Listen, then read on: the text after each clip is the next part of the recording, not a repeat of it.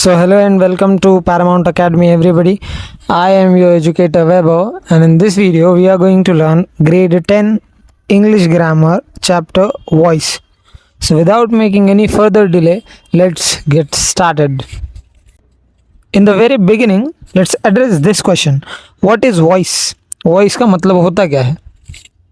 So voice tells us whether the subject performs an action or receives an action. In simple terms, अगर मेरे definition से अगर आप ये समझना चाहेंगे तो what I believe is voice is also a form of verb. जिस तरह से हम टेंस पढ़ रहे थे तब मैंने आपको बताया था कि वॉइस या टेंस अगर आपको समझना हो तो सिंपली आपको वर्ब को ऑब्जर्व करना है. तो what is voice? Voice is a form of verb that tells us whether the subject performs an action और रिसीव्स एन एक्शन. तो हमको बस इस बात पे ध्यान देना है कि जो वर्ब है वो क्या बताना चाह रहा है, कि सब्जेक्ट वो एक्शन को परफॉर्म कर रहा है या फिर सब्जेक्ट उस एक्शन से अफेक्टेड है. अब इनको एग्जांपल्स के थ्रू आपको समझाने की कोशिश करता हूँ. जैसे राम राइट्स अ लेटर, इसमें एक्शन हो रहा है राइटिंग. कौन लिख रहा है लेटर को? राम. तो Ram is doer of the action which is taken as the subject in the sentence. तो इसको हम एक्टिव वॉइस बोलेंगे. लेकिन अगर इसी सेंटेंस को पैसिव वॉइस में लिखा जाए तो होगा a letter is written by Ram. In this sentence you can see is written is the verb phrase, और इस verb phrase से हम subject जो यूज़ करा जा रहा है वो a letter है. आप देख पा रहे हैं a letter although is not the performer. इसमें लेटर नहीं रहा है ना, ऑब्वियसली राम लिख रहा है वो लेटर को, लेकिन फिर भी जो डूअर ऑफ द एक्शन है उसको हम बाय प्रपोजिशन के साथ एंड में ले रहे हैं जो कि ऑब्जेक्ट प्लेस पे हो रहा है एक्चुअली. लेकिन सब्जेक्ट प्लेस पे कौन है? जो रिसीवर है या जो अफेक्ट हो रहा है इस वर्ब से, जो कि अ लेटर है. तो simply what we can understand through this is कि अगर वर्ब का इस्तेमाल सब्जेक्ट एक्शन परफॉर्म कर रहा है ये बताने के लिए करा जा रहा होगा तो वो एक्टिव वॉइस होगा. इसका मतलब डूअर ऑफ द एक्शन जो होगा वो सब्जेक्ट के तौर पे सेंटेंस में आएगा. और अगर doer of the action object की प्लेस पे आता है और जो अफेक्ट हो रहा है रिसीवर ऑफ द एक्शन होता है वो सब्जेक्ट की प्लेस पे आता है तो उस सेंटेंस को हम पैसिव वॉइस बोलेंगे. I hope that is clear now. Let's take some more examples of active voice so that you can understand it much easier and much deeper. In active voice, subject does or performs the action. As I said now only कि active voice में जो subject होता है वही doer of the action होता है. जैसे example के लिए राम writes a letter, तो Ram doer of the action है, राम लिख रहा है राइट. तो उसको हमने subject की प्लेस दी भी है. doer of the एक्शन जो है उसी को हमने सब्जेक्ट की प्लेस भी दिया हुआ है. Example the boy kick the ball. Kicking is the action here. और कर कौन रहा है उसको? बॉय कर रहा है, लड़का बॉल को किक मारता है. तो इसमें भी जो डूअर है उसको सब्जेक्ट प्लेस दिया है हमने. She is reading a book. Is reading is the verb और जो परफॉर्म कर कौन रहा है? She. So here we can see in each example that Ram, the boy, she and they are doing the actions. वो परफॉर्मर है action के. लेकिन इसी को अगर हम पैसिव वॉइस में बोलते तो क्या होता? Let's see that. In passive voice the subject receives the action. बोल रहा है कि पैसिव वॉइस में जो सब्जेक्ट होता है वो एक्शन को रिसीव करता है. इसका मतलब जो है जो अफेक्ट हो रहा होगा उस एक्शन से वो पर्सन या थिंग सेंटेंस का सब्जेक्ट के तौर पे एक्ट कर रहा होगा.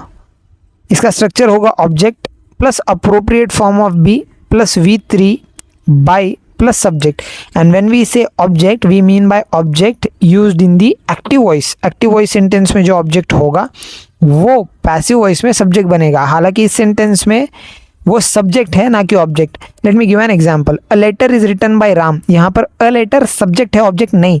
लेकिन अगर इसको active voice में लिखा जाता तो Ram writes a letter we have already seen, right? तो यहाँ पर a letter जो है वो subject है although वो receiver of the action है. वो एक्शन को रिसीव कर रहा है. जो परफॉर्म किसने करा है? राम ने. बट अ लेटर क्योंकि उसका अफेक्टेड है बट स्टिल उसको हम सब्जेक्ट की प्लेस पे लिख रहे हैं तो इस सेंटेंस को हम पैसिव वॉइस बोलेंगे कि लेटर राम के द्वारा लिखा गया है राइट. जैसे the ball was kicked by the boy. इसमें अगेन किक कौन कर रहा है? The boy. लेकिन हमने बॉय को सब्जेक्ट प्लेस दिया ही नहीं है. सब्जेक्ट प्लेस मिला है जो उससे अफेक्ट हो रहा है, the ball. So the ball was kicked by the boy. इसका मतलब हुआ कि बॉल को लड़के द्वारा किक करा गया है या फिर बॉल को लड़के द्वारा लात मारी गई है राइट. तो एक्टिव वॉइस में हम ज़्यादा कंसर्न है सब्जेक्ट के बारे में, मतलब जो डूअर ऑफ द एक्शन होगा। पैसिव वॉइस में हम ज़्यादा कंसर्न है रिसीवर ऑफ द एक्शन, मतलब जो उससे इन्फ्लुएंस हो रहा है, जो उससे अफेक्ट हो रहा है। The work will be completed by them, काम उनके द्वारा करा जाएगा। तो हमें काम होने से ज़्यादा मतलब है, कौन कर रहा है इससे मतलब नहीं है। Now let's move to the steps to change active voice to passive voice. Active voice को पैसिव वॉइस में चेंज करने के लिए हम कुछ स्टेप्स को फॉलो करेंगे, एक एक करके उनको समझने की कोशिश करते हैं। Step 1, find the subject, verb and object. सबसे पहला काम हमको यही करना है कि सेंटेंस को एकदम गौर से पढ़ना है, एकदम केयरफुली रीड करना है, और उसके बाद में सब्जेक्ट, वर्ब और ऑब्जेक्ट कौन है ये डिसाइड करना है। वर्ब माने क्रिया है, काम जो भी सेंटेंस में हो रहा होगा। सब्जेक्ट डूअर होगा, जो काम परफॉर्म कर रहा होगा, और ऑब्जेक्ट रिसीवर होगा, जिसके ऊपर वो एक्शन हो रहा होगा, कर्म। Example, Riya writes a letter. यहाँ हम देख सकते हैं कि राइटिंग मतलब लिखना काम है, तो वो हो गया आपका वर्ब। रिया उस काम को कर रही है, डूअर है, तो वो हो गई सब्जेक्ट। और अ लेटर उससे अफेक्ट हो रहा है, मतलब राइटिंग कर क्या रहे हैं हम, लेटर लिख रहे हैं, तो वो हो गया आपका object. Second step, move subject to the beginning. जैसे हमने एक्टिव वॉइस में देखा कि आपका जो डूअर है माने सब्जेक्ट है, वो सेंटेंस के पहले आएगा, ये बट ऑब्वियस सी बात है। और जो ऑब्जेक्ट होगा वो वर्ब के बाद में आएगा, क्योंकि वो एक्टिव वॉइस में लिखा गया है। लेकिन जब हम पैसिव वॉइस लिख रहे होंगे तो हमको ऑब्जेक्ट मतलब जो अफेक्ट हो रहा होगा वर्ब से, उसे सेंटेंस के बिगिनिंग में लाना है। Step 3, identify the tense of the sentence. Now carefully understand this thing.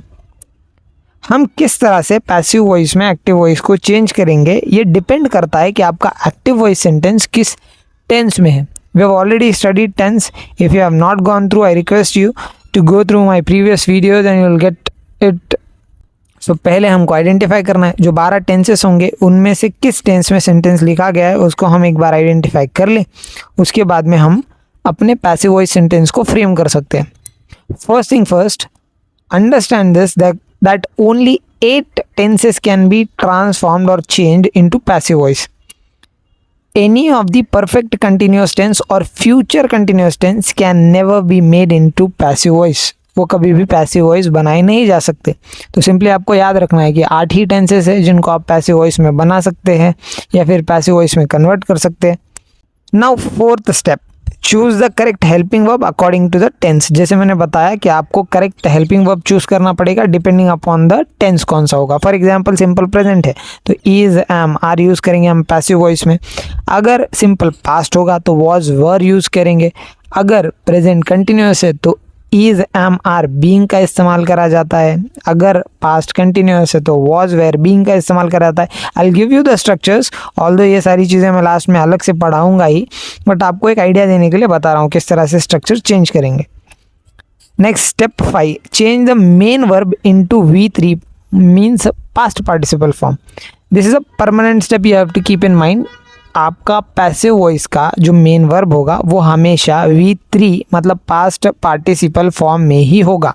For example right है तो रिटर्न हो जाएगा, गो है तो गॉन हो जाएगा, टेक है तो टेकन हो जाएगा, स्विम है तो स्वम हो जाएगा, and so on. So V3 ही आपका वर्ब होगा। Step number 6, add by before the original subject. बोल रहा है जो ओरिजिनल सब्जेक्ट मतलब एक्टिव वॉइस में जो आपका सब्जेक्ट था जो कि डूअर ऑफ द एक्शन होता है। फॉर एग्जांपल हमने जो पहला एग्जांपल लिया था कि राम राइट्स अ लेटर या रिया राइट्स अ लेटर, इसमें रिया लिख रही है या फिर डूअर है, तो सब्जेक्ट जो होगा वो पहले एक्टिव वॉइस में भले सेंटेंस की शुरुआत में आ रहा था, लेकिन हमको उसे पैसिव वॉइस में मेन वर्ब के बाद लेना है और वो भी बाय प्रेपोजिशन के साथ। ठीक है। And last step, arrange everything in correct order. जैसे मैंने बताया कि आपको किस ऑर्डर में रखना है, तो जो डूअर ऑफ द एक्शन होगा वो बाय प्रेपोजिशन के साथ एंड में आ जाएगा। जो रिसीवर ऑफ द एक्शन था वो आपका सब्जेक्ट बन जाएगा, मतलब वो सेंटेंस के बिगिनिंग में आएगा, और उन दोनों के बीच में होगा आपका वर्ब फ्रेज डिपेंडिंग अपॉन कौन सा टेंस है। So finally a letter is written by Riya, ये आपका आंसर होगा जो कि हमने पहले एक्टिव वॉइस में पढ़ा था कि Riya writes a letter. I will give you brief some of the examples of tenses.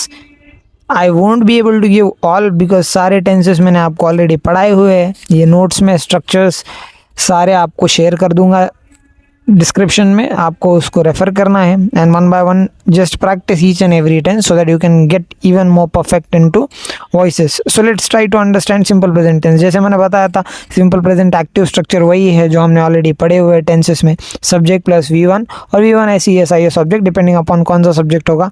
ये पैसिव वॉइस में बन जाता है object plus is am are plus V3 plus by plus subject. Is am are decide होगा depending upon आपका object, मतलब जो active voice का ऑब्जेक्ट है वो कौन सा होगा. सिंगुलर होगा थर्ड पर्सन तो इज यूज होगा, अगर आई है तो एम होगा, और बाकी कुछ और होगा तो आर होगा.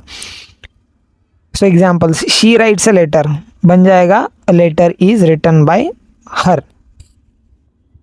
Let's see present continuous tense. Subject is am are plus V1 ing plus object. We have already studied this sentence.